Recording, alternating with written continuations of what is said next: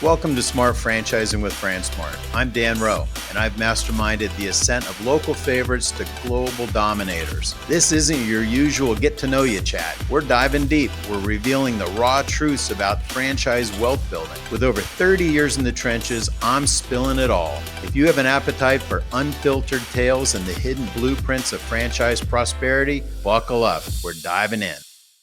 All right, welcome back to Smart Franchising with FranSmart. Today we're talking with Tyler Moore, the newly appointed COO for GLO30 skincare clinics and former head of operations for Wellbiz, which is Drybar, Elements Massage, and a bunch of other things. But he's an ops guru who's going to help us understand what the best franchisees do differently to succeed at massive levels, and also why so many other people struggle. So what the most successful franchisees do to get tons and tons of success, what the ones in the same exact system are doing to struggle, and why. And so if I were buying a franchise, I'd want someone like Tyler telling me exactly what to do, how to do it, when to do it, where to do it. So welcome to the podcast, Tyler. Please introduce yourself, and how about more of your background than I just gave? Yeah, thanks so much, Dan. I'm excited to join the podcast today and excited to share some things with your listeners out there. My background has been all in franchising my entire career. I've spent the last 20 years in franchising. Hard to say 20 years now, but it's 20 years of franchising, and I've seen every aspect of it, from quick serve restaurants to, in my earlier days, I was with some high growth companies with edible arrangements. And then also, as Dan mentioned previously, with Wellbiz brands, focusing in on their operations team and growing that operations team from a platform perspective. So that's where I've really been cutting my teeth over the last 20 years, and excited to chat with you today, Dan. Well, good. So what did you do before you got into franchising? Like, what was your road? What's your path? So great question. So after I graduated college, I had kind of two paths that I was about to go down. I still remember this day like it was yesterday. I came home from college and my parents were like, "What are you going to do with your life?" And it was kind of go into the manufacturing world or take this leap of faith and go into something called franchising. I'd never really heard about franchising. And so I still remember that day I was sitting on my bed in my parents' room, in my parents' house, and made the decision I was going to move to Minnesota and take a franchise job. Didn't know much about it. Jumped into the ice cream world. Yes, ice cream in Minnesota. My parents were like, "What are you doing? Why are you going down this path?" But that was kind of my road that led me to franchising, and my growth throughout the time. My first job in this industry was ice cream, washing dishes at Carvel. I was a dishwasher. I didn't even qualify to be on the front of the house. So ugly, they put me in the back of the house. Boy, I learned a lot of things about ice cream back in the day, though. Yeah. It was. I mean, I'm grateful for it. It was a good experience, and it's also humbling to watch what it's like for customers to come in right across from you. Not everybody's as nice as you think that they're supposed to be, but yes, for sure. I think everybody should have a job in the restaurant business. But hey, so one thing that's interesting. So when we announced you on LinkedIn joining GLO, I saw a huge outpouring of all these people that were congratulating you and giving you well wishes and all this other stuff. I feel like it's more than I've seen before. So like, I feel like a lot of people were giving you kudos and attaboys and congratulations, which says a lot about you. I mean, people must like you. You must make them feel good. You must have sort of impacted their life in some way. Otherwise, they would have just not said anything. So modesty aside, let's start right here. Modesty aside, what do you think it is about you that makes you a good leader or a good partner to people? Yeah, I think there's a couple things, and thanks for the kind word, Dan. I think there's a couple things when you look at leading folks is, one, it has to be an open dialogue when you're leading folks, right? You have to have cross collaboration. You have to have the ability to, I don't know all the ideas, and it's great to work with folks that can contribute to those ideas and can come to the table with ideas. For me, I've always prided myself in also developing people and taking them to the next level. I love nothing more than, seeing someone that maybe comes in at a lower level and seeing them succeed and become a director or a vice president in the franchise world. And for me, that's the most satisfying thing in my career. I've seen it and I've had it happen, and I love nothing more than that.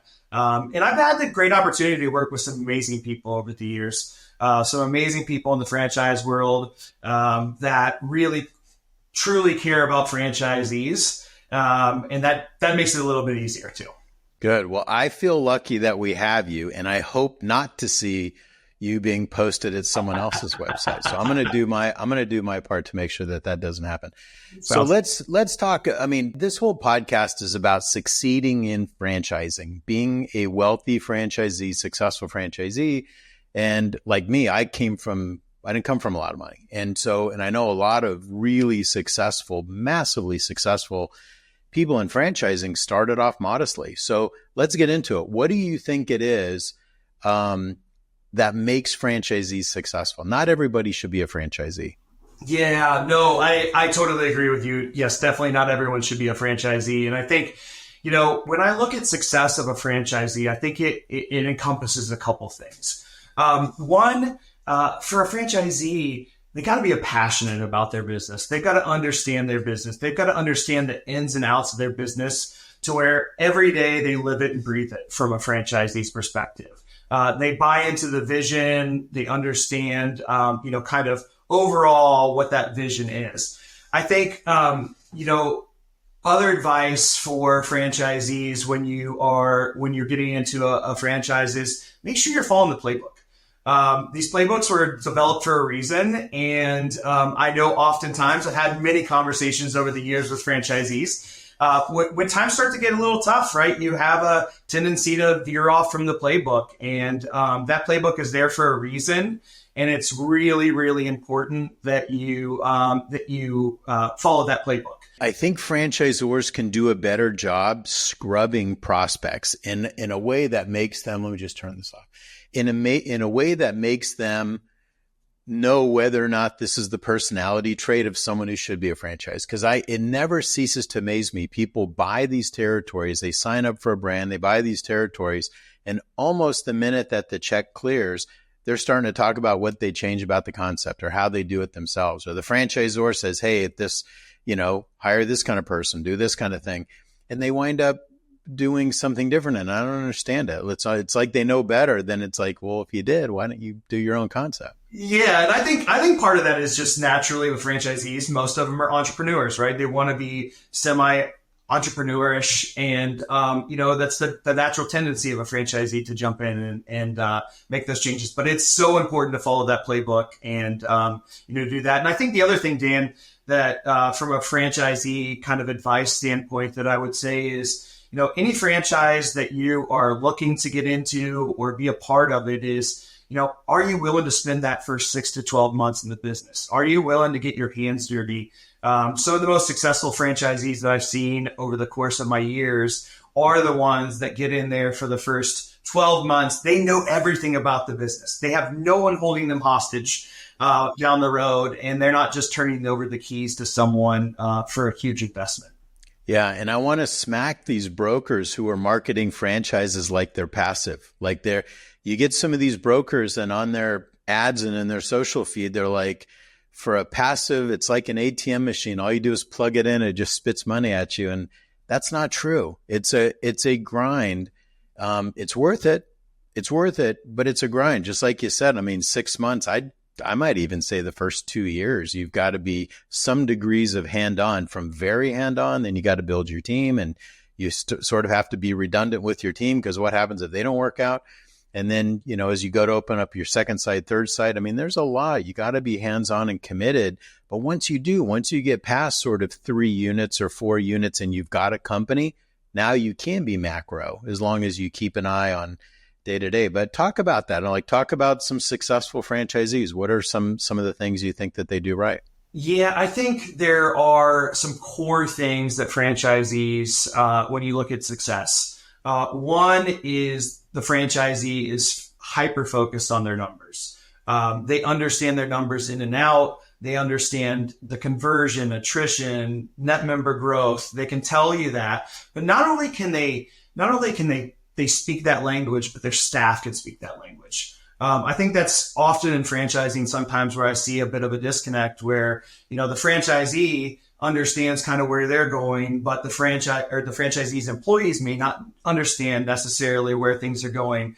And so it's really important for a franchisee to be able to take that down the line and be able to, kind of transcend that to their employees. And so most franchisees, like if it were me, I would not buy a franchise to buy a job. I would buy a franchise to get wealthy, to go create a company, build 2 or 3, let those 2 or 3 self-fund 20 or 30, sell the whole thing, like sell it for a life-changing amount of money. To do that, you need a team.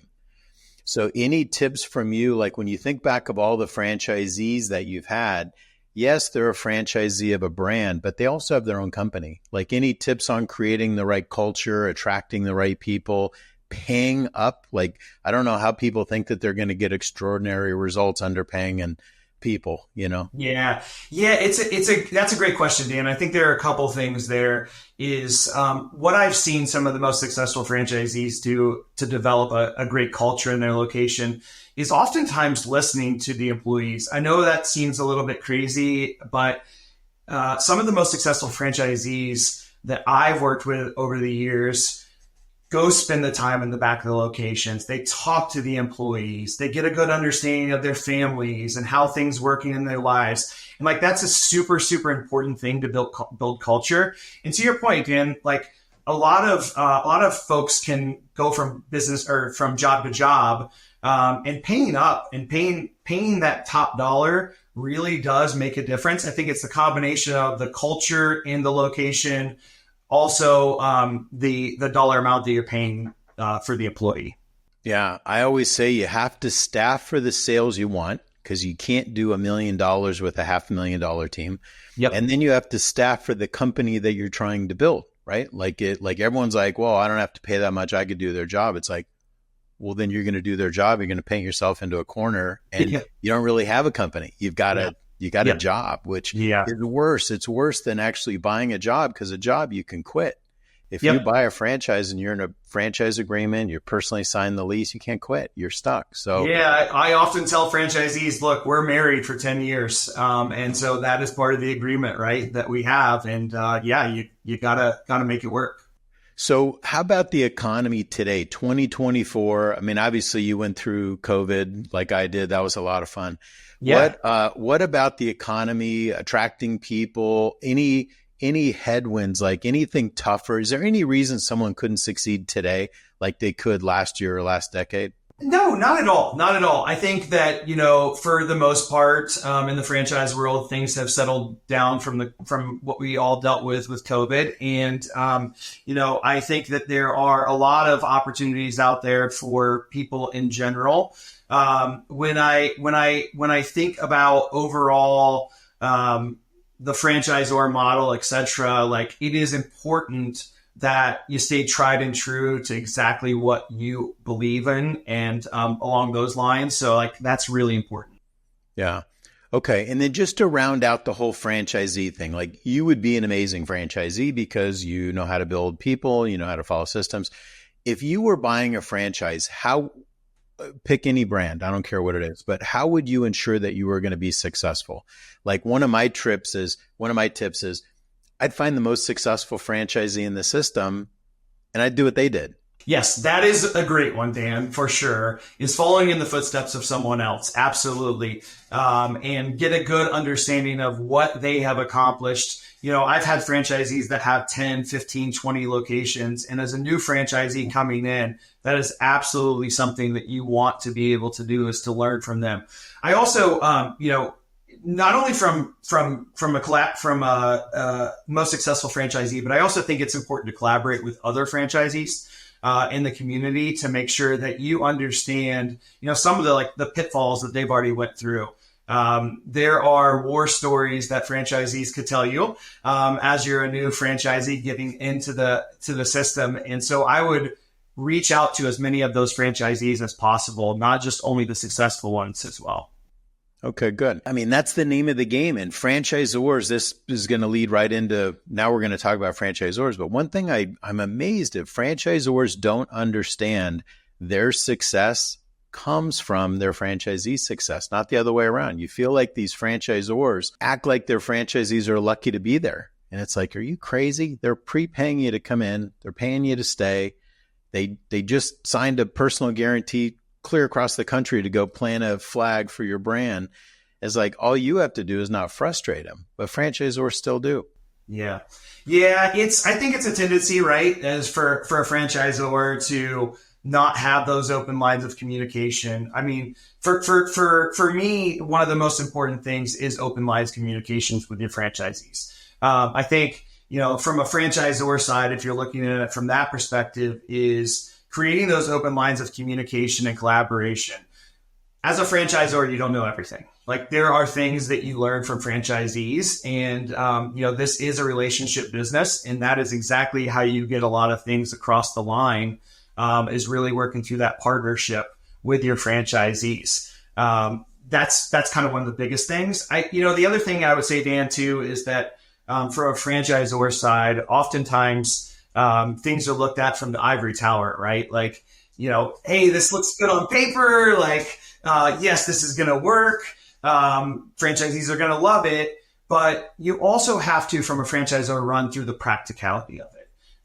You need to be in locations. You need to understand, how does this new program roll out in this world for franchisees? Like, that is very, very important to make that work. I mean, I've had many stumbles over my career where I thought, oh, okay, this is going to work perfect. And then you go out and see it in practicality and you're like, actually, franchisees were right. This doesn't work. And so from a franchisor perspective, I think that's a huge piece to make sure that franchisors stay tried and true to. All right. Well, let's pick on franchisors some more. Okay. So sounds good. Let's pick on franchisors and some of the stupid things that they do or don't do. But any advice, you don't have to name names, and I'm not going to either, but yeah, I mean, it goes the same way. You've got a franchisor that's got the world by the tail. It's growing a brand, and it doesn't have the right people. It doesn't have the right processes. And like in a concept, if real estate's super important, they're still taking it for chance. And marketing, like, no one knows your brand in a new market. I mean, you can't market. If a franchisee, like, one thing I want franchisees to do, if you have a franchisee in a brand new market, if your grand opening marketing is $15,000 per location, double up on your first one, right? It's like, the franchisors don't talk about this, but what are some of the stupid things, short-sightedness that you've seen franchisors do that you're going to coach people not to do? Yeah. So another great question. I think a couple things is, from a nickel and dime perspective, right? Franchisors have a tendency to nickel and dime franchisees. And I think that's something that you have to be very cautious at from the get-go to make sure that franchisees are not feeling like they're getting pounded with fee after fee after fee. And I've seen many brands over the years do those sorts of things. And it's important as a franchisor to stay tried and true to that and make sure that, you stay away from that.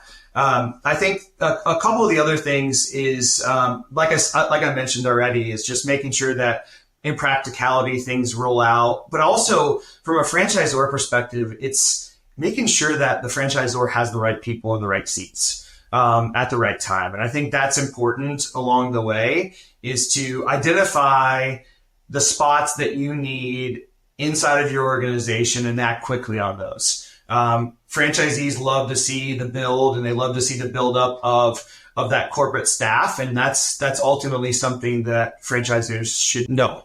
Yeah. Well, I'm going to go back to that point that you just made too about nickeling, diming franchisees. And so for anyone that wants to put numbers to this, let's say that you have a franchisee doing $1 million a year. He's going to pay you 6% royalty, 2% marketing, right? So it's 8 points come back to the mothership, $80,000 a year off one location. For 10 years, that's $800,000. Okay. All of your work is really the first 4 to 6 months, getting that franchisee open. And then what happens as the revenue grows, your effort per dollar goes down if you've done a good job. And then rather than nickel and diming a franchisee, you're going to charge them tech fee and this fee and that fee. And I got to charge you this, and hundreds and sometimes maybe a couple $1,000. It's more of a nuisance. It's more of a nuisance, and it's more of feeling like, because you use the words nickel and dime, they feel nickel and dimed. That might make them not want to open up another location.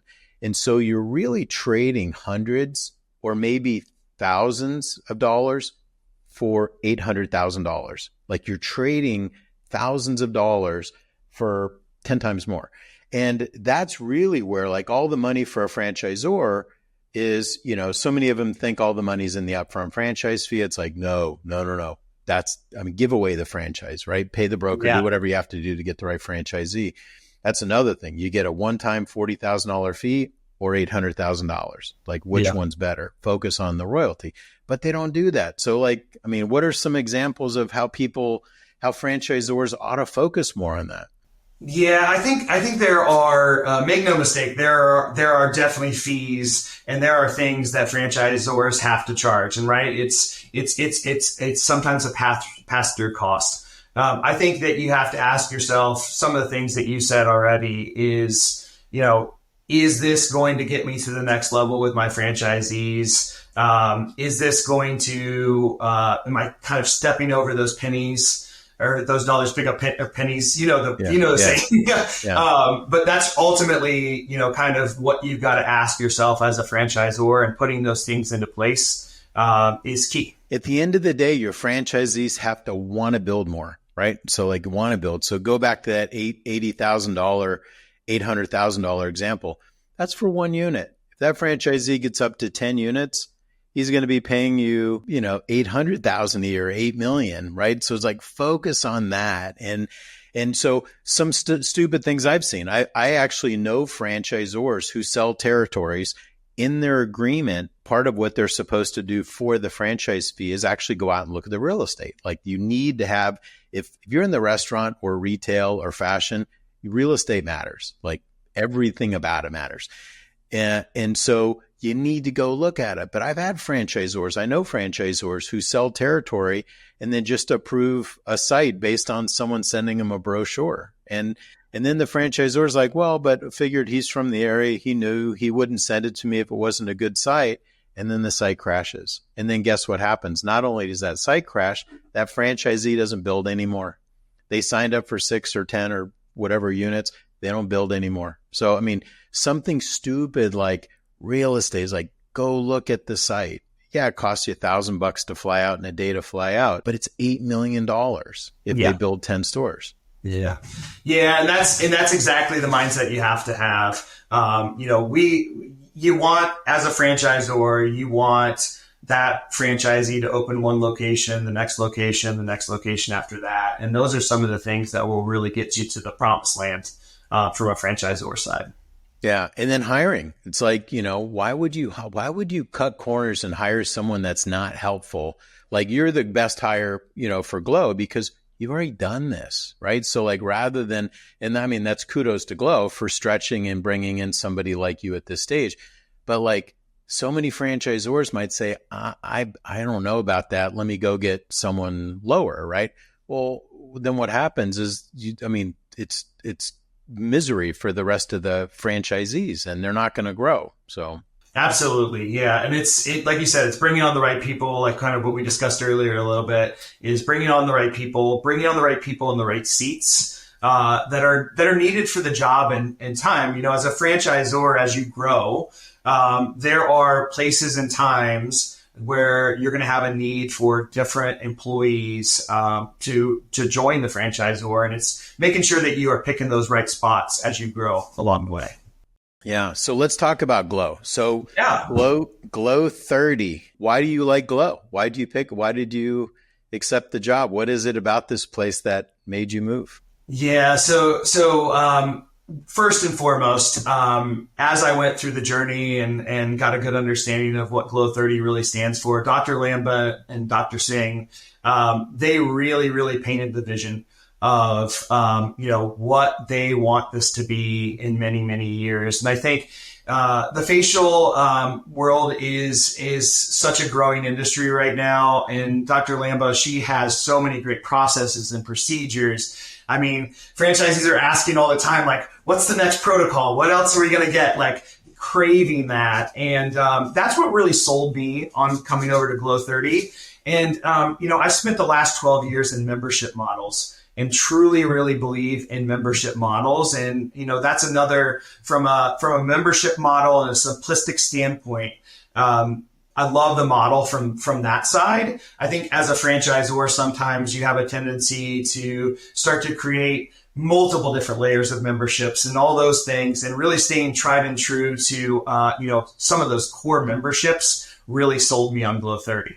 I think she's figured a lot of stuff out too. Cause I don't have your background. I'm mainly in the restaurant side.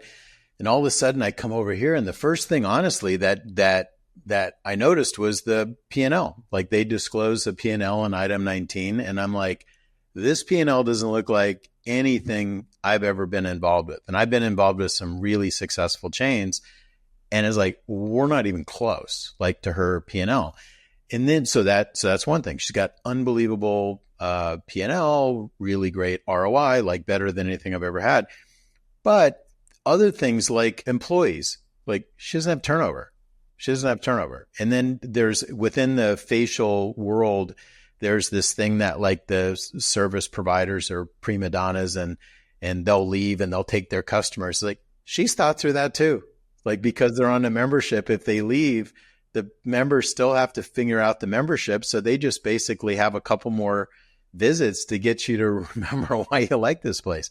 And then she does this curated monthly facial that's different every single time. You can only get it here. Like, love it or hate it, you only get it here.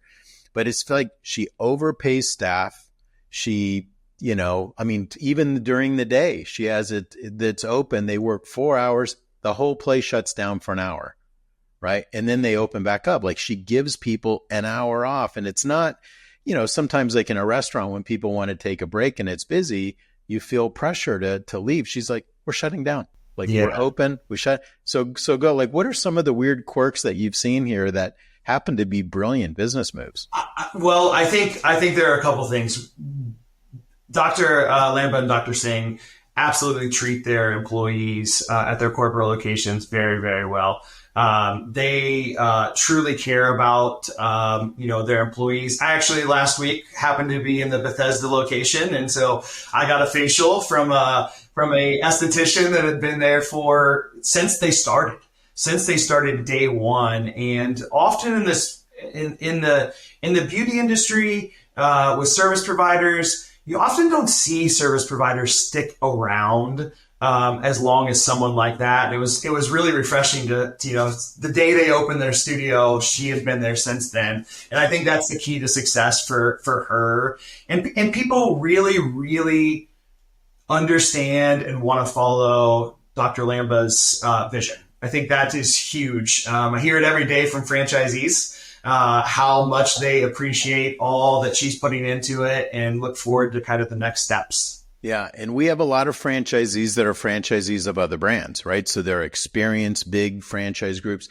And a couple of them, it's funny because she'll tell you, she goes, here's the staff that you need. She's very specific with the quality and how much you pay them and blah, blah. They'll come in thinking that they're doing some big favor of over hiring and overdoing. She goes, you don't need to do all that stuff. And then, like, I've seen some stores that, like, on the drawings, people put in all this extra superfluous stuff and she's like, it's not going to help. It's not going to make any more money. Don't do it. And so where most franchisors aren't even paying attention, I feel like there's nothing that gets by them. No, not at all. And that's, we often have conversations already around, the overall cost, right? And making sure that we're looking at it from a franchisor side, that we truly care about how many members is that going to take for a franchise to get their investment back. That's the lens that we're looking through, because it's super, super important. And that's what I adore about those two, is because they ultimately think about it that way every single day for all of their franchisees. Yeah. The membership model is like cheating, though. It's sort of like cheating to me. And maybe you're from this, but the idea that somebody pays you a year's worth of membership before you've even opened, before they've even come. So, like, if the store costs, let's just say a store costs $1 to open, and you get $10 back, or I mean, 10 cents back before 20 cents back before you open. It's like, I've never had that in the restaurant business. Like you pay everything and hope the first customer comes. Here, they're like, and I've heard stories, these franchisees, now they actually found a membership pre-sales guy. And so it's even happening more. But is this normal? It is. It's normal. And that's the beauty of the membership-based business. It's predictable income for franchisees, right? So they know about a certain date, certain time that they're going to have X amount of auto drafts go through.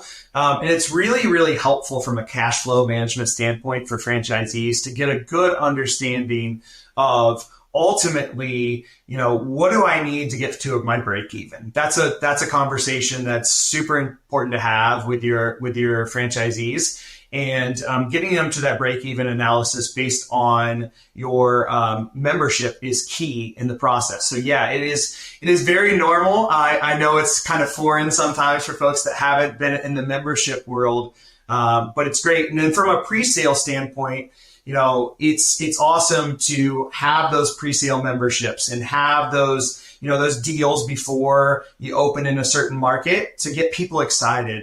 People are very, very excited. We're not dragging them in for weight loss or anything along those lines. It is something that people truly, truly enjoy. And that's the beauty of GLO30 and bringing consumers in. Yeah. And so it's a relatively low break even, certainly compared to restaurants.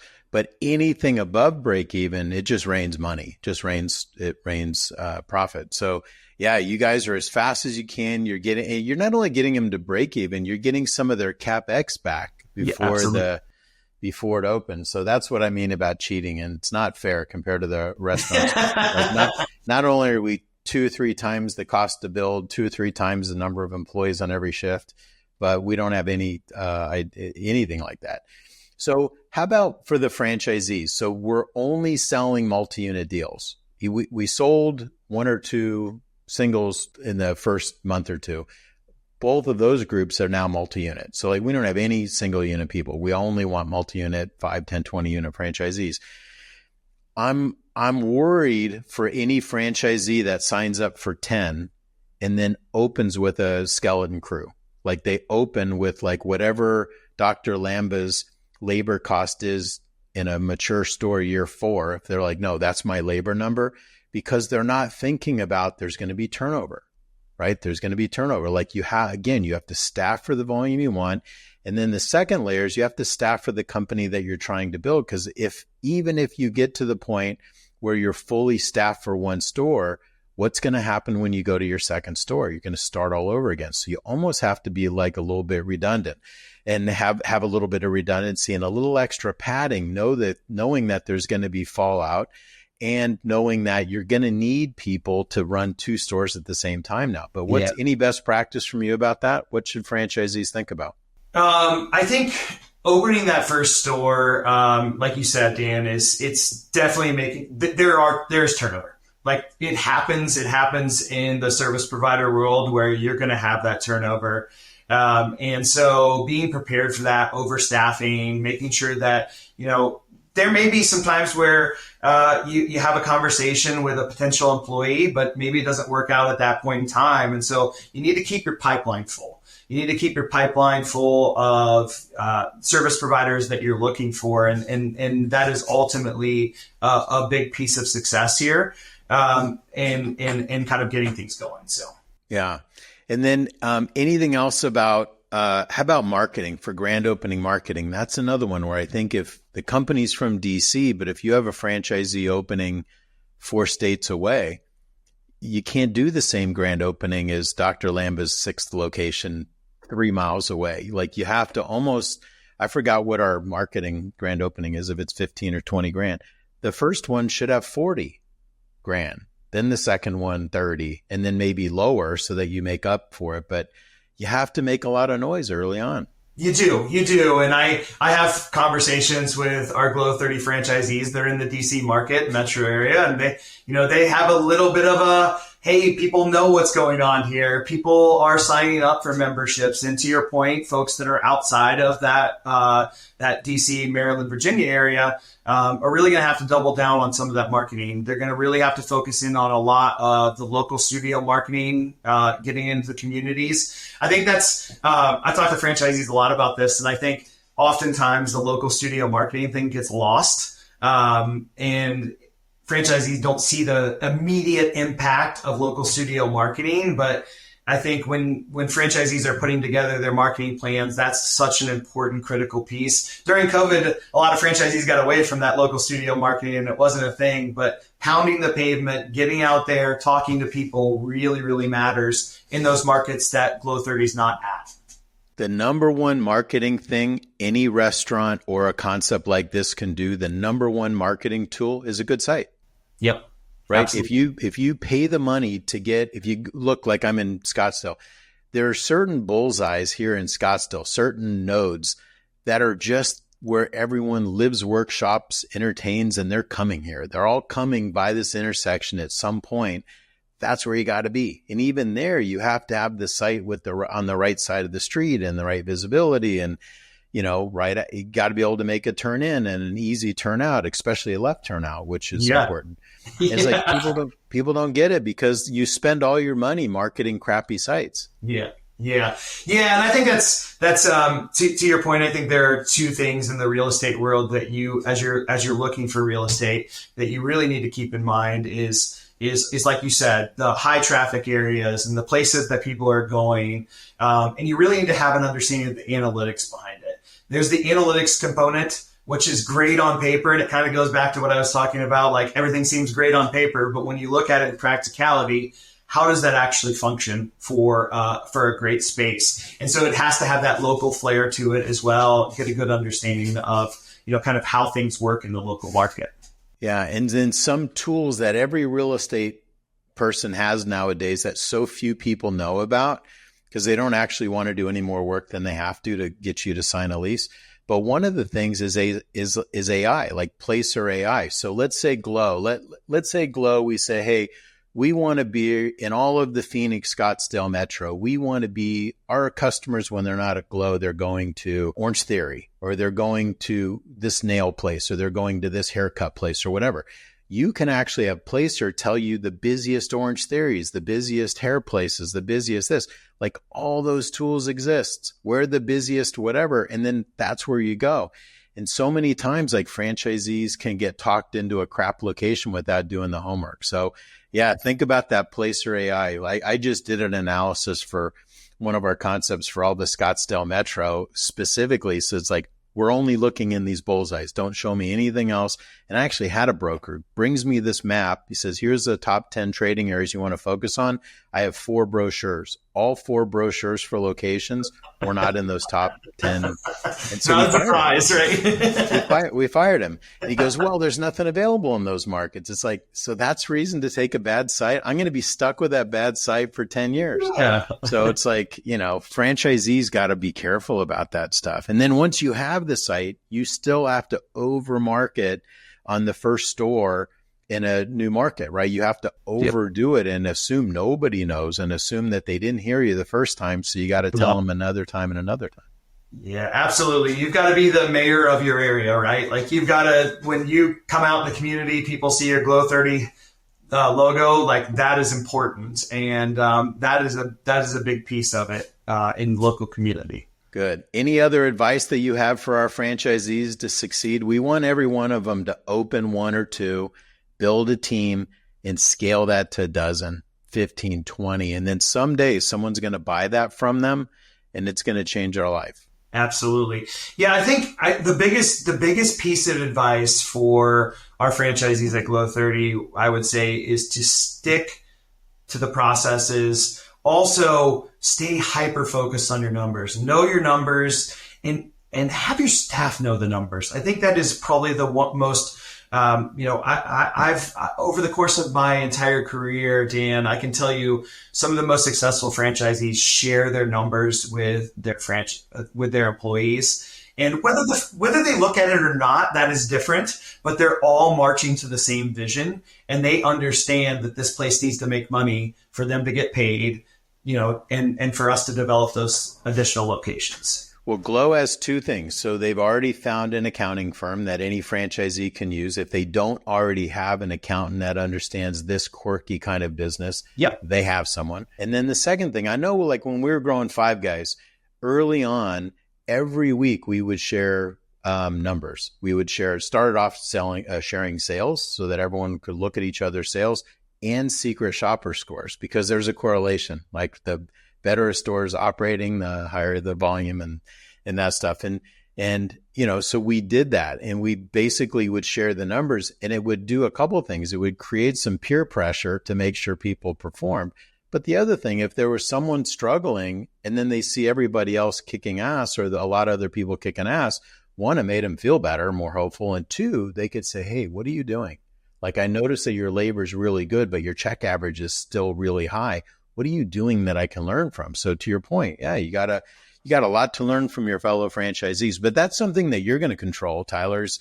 You're going to be able to control like this open communication and being transparent. And the sooner you start that, the better. It's always hard to retrofit down the road, but you're right out of the gates. That's kind of the good thing. You're at GLO before the first franchisee opened their door. Yeah. So, I wish you were here a year ago, but we'll take what we can get. It's been a pleasure so far being here at GLO30, and really excited to see these franchisees get off the ground. And like you said, getting that first location up and rolling. We've got some coming fast and furious down the line, and excited for our franchisees and the success of GLO30 in the future. Yeah, I have a bunch of the franchisees that keep texting me pictures of members, like doing member pre-sales, or, like today I was getting some from one of our franchisees doing Botox training and whatever. So it's a lot of fun to watch. But are you coming to Botox training at some point in time? Will you do that? I will not be doing Botox training, but I'll be in DC next week or 2 weeks. So if you're around, let's meet up. But if not, hey, thank you very much. So thank you for your time and for your insight. We want to be helpful for people to succeed in franchising, and I think you gave them a lot of good nuggets. So it's generous of you to share your story and your tips. And so we're all going to be watching GLO, see how it goes. Sounds good, Dan. Thank you so much. Really appreciate it. Yeah, and thanks, listeners, for listening. If you like this, don't forget to like it, subscribe, share, refer other people to the podcast. So thank you guys very much. We'll see you soon. Hey, thanks for tuning in to Smart Franchising with FranSmart. I'm your host, Dan Rowe. If you enjoyed today's episode, this podcast is only going to get better. Please like, comment, and subscribe to hear more from the most successful franchisors and franchisees, and we'll see you next time.